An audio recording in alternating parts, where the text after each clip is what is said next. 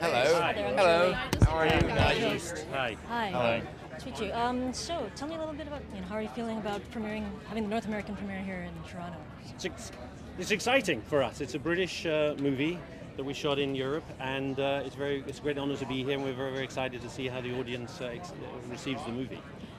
I just overheard a little bit that you had an F1 screening. Would you like to tell us? Yeah, we had a screening a few weeks ago at the Nürburgring, which is the big racetrack in Germany, just before the Grand Prix, and we invited all the drivers and Bernie Ecclestone, who owns Formula One, and Niki Lauda. And the movie got a standing ovation from the drivers. They said it's very authentic, it's real, it's just the way it happens.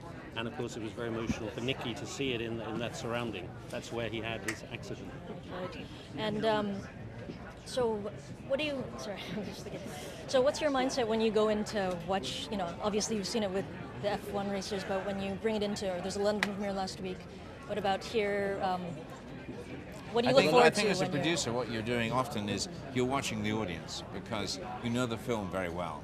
And what is fascinating is how people react, and you can sort of sense in an audience when people are gripped and when they're moving around, and what are the moments that when you can hear a pin drop. And we're always looking for pin drop moments.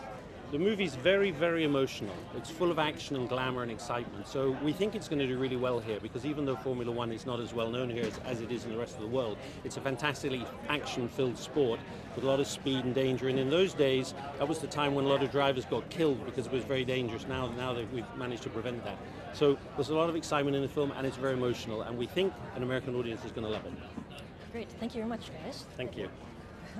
Thank you. Thank you.